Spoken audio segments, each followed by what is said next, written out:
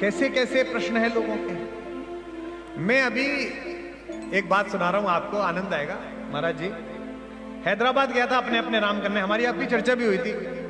तो मैं हैदराबाद जहाज में चढ़ा, तो मैं आखिर में चढ़ता हूं ताकि यात्रियों को परेशानी ना हो, वरना फोटो खिंचवाने वाले भीड़ इकट्ठी हो जाती है। तो पहले नंबर की सीट पर बैठा हुआ था। मुझसे पहले एक 36-38 साल का एक बड़ा सुदर्शन गोरा सा कश्मीरी लड़का बैठा हुआ था, कश्मीरी ब्राह्मण, एक बालक। उसने मुझे देखा और वो बड़ा प्रसन्न हुआ। अरे आपके दर्शन हो गए, मैं तो आपको टीवी पे रोज देखता हूं, अपने अपने राम सुनता हूं। मैंने कहा जी भैया। लोग प्रणाम प्रणाम करने लगे, बेल्ट बंद गई। मैं कुछ लिख रहा था, उसने मुझे डिस्टर्ब नहीं किया। 1 घंटे बाद जब मैं लिख के निपट गया मोबाइल पे, तो मैंने फोन रखा। उसने मुझसे कहा कि कुमार जी, बुरा ना माने तो मैं एक सवाल पूछ लूं, मेरी बड़ी जिज्ञासा थी कि कोई आप जैसा व्यक्ति मिलेगा तो उससे बात पूछूंगा। मैंने कहा आप पूछ लो, पहले मेरे सवाल का उत्तर दो कि तुम करते क्या हो। बोला मैं एक फैक्ट्री चलाता हूं जी, एक कंपनी। तो मैंने कहा उसमें क्या बनाते हो? बोले उसमें हैवी इंडस्ट्रीज की हम मशीन बनाते हैं। कहां से पढ़े हो? IIT से पढ़ा हूं। 10 साल नौकरी की, फिर हम 4 दोस्तों ने मिलकर एक फैक्ट्री बनाई। मैंने कहा अच्छा, कितना टर्नओवर है, कितना बिजनेस कर लेते हो? बोला सर इस साल 2600 करोड़ का हुआ है। सरकारें थोड़ी अनुकूल हैं, अगर यही सरकारें आ गई तो अगले साल 5000 करोड़ तक का हम लोग बिजनेस कर लेंगे। 36 साल का लड़का है, 5000 करोड़ का बिजनेस कर रहा है। मोबाइल के ऊपर पत्नी का और बेटी का फोटो है, दोनों बहुत सुंदर। मैंने कहा ये आपकी पत्नी है? बोले हाँ सर, ये भी IIT की पढ़ी हुई है और हमारी कंपनी में ही संभालती है सब। ये मेरी बेटी है। गुड़गांव में 1000 मीटर का मकान है जिसमें स्विमिंग पूल है। अब मैंने कहा कि पूछो क्या सवाल पूछते हो। जिसका हिस्सा ही 800 करोड़ बनता है, उस लड़के का पहला सवाल, कुमार जी मेरे को ना ये समझ में नहीं आता कि सक्सेस क्या है, सफलता किसे कहते हैं, क्या मैं सफल हूं या नहीं, आप मुझे बता सकते हैं? आपकी कितनी आवश्यकता है धीरेन्द्र जी, आपको पता ही नहीं है। हम जैसे लोगों की इस जनता को कितनी आवश्यकता है।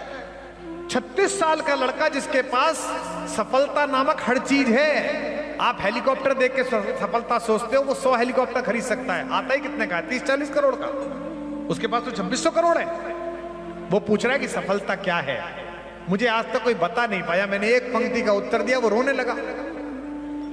मैं सफल हूं या नहीं ये कैसे तय करूं? मैंने उससे कहा कि अगर आपके होने से संसार प्रसन्न है तो आप सफल हैं, और आपके होने से संसार दुखी है तो आप असफल हैं।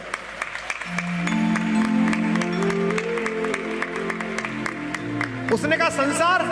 मैंने कहा बाहर संसार, पत्नी, बच्चे, माता, पिता, अपार्टमेंट, गली भर संसार, गांव भर संसार, देश भर संसार और संसार भर संसार। अब उसने मुझसे पूछा कि एक बात आप और पूछूं? मैंने कहा पूछो। बोले कल चैनल पे चल रहा था कि आप पार्लियामेंट जा रहे हो। हमें पता नहीं होता, पिछले 6 साल से जब भी पार्लियामेंट में कुछ होता है हम जा रहे होते हैं।